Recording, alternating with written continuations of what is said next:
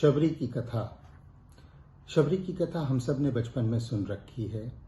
आइए जानते हैं शबरी कौन थी। शबरी के बारे में कहा जाता है कि वे प्रभु श्री राम की परम भक्त थी। शबरी का सही नाम शर्मणा था।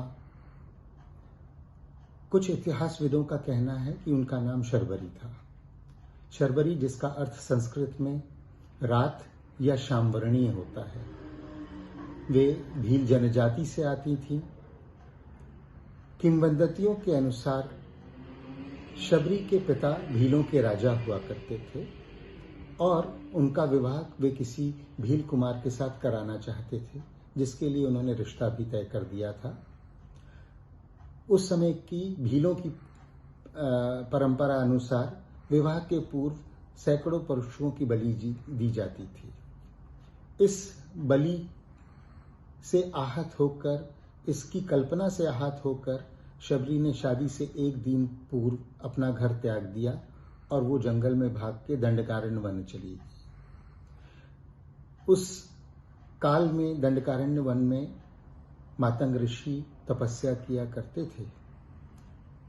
शबरी की इच्छा थी कि वो मातंग ऋषि के आश्रम में रह के उनकी सेवा शुश्रूषा करें, पर चूंकि वे एक भील जनजाति से संबंध रखती थी तो उन्हें इस चीज का भय था कि वो वहां पर रहकर उनकी सेवा कर पाएंगी या नहीं कर पाएंगी। इसलिए उन्होंने तय किया वो बाहर रहकर ही आश्रम की सेवा और शुश्रूषा करेंगी। इसके चलते वे प्रतिदिन प्रातः ऋषियों के उठने से पहले जंगल से होते हुए आश्रम से नदी के मार्ग को वो प्रतिदिन साफ करती थी। उसमें से कांटे निकाल देती थी ताकि ऋषि मुनि आराम से नदी तक जा सकें। उस पर वो नरम बालू बिछा दिया करती थी ताकि उनके पैरों में कांटे और कंकड़ न चुभें। ऐसे ही उनका जीवन यापन चल रहा था। एक दिन मातंग ऋषि ने उन्हें ये करते हुए देख लिया और वे उनकी सेवा से अति प्रसन्न हुए और उन्होंने शबरी को अपने आश्रम में शरण दी। इसके पश्चात शबरी मातंग ऋषि के आश्रम में रहने लगी।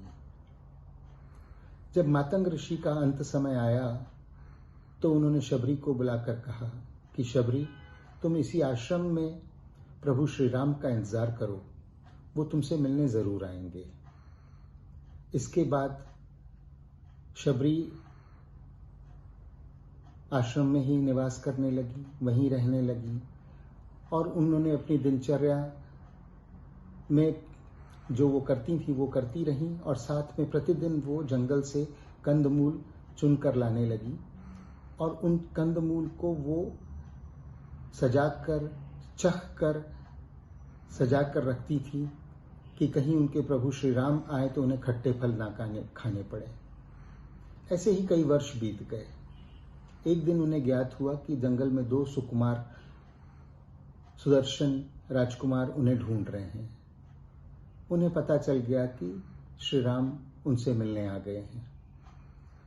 वे प्रभु श्री राम तक पहुंची, उन्हें ससम्मान अपनी कुटिया में लेकर आईं, उनके चरण धोए, उन्हें ससम्मान आसन दिया और अपने प्रतिदिन जमा किए हुए अपनी दिनचर्या के हिसाब से जो कंदमूल थे वो चखे हुए कंदमूल उन्होंने प्रभु श्री राम को अर्पित किए। प्रभु श्री राम ने सहर्ष सारे फल बड़े प्रेम से खाए। ये तो थी शबरी की कथा। शबरी की कथा आज के समाज में भी बड़ी प्रासंगिक है। जहां समाज में जातीय विसंगतियां चरम पर हैं, तब प्रभु श्री राम का समाज में भेदभाव मिटाने का यह कदम अनुकरणीय है। आइए हम सब इस कथा से शिक्षा लें और इसका अनुसरण करें। The channel has stories in several different Indian languages, so choose what's best for you. If you would like to submit a story of your own, please do contact us using the links given in the description box below. Happy listening.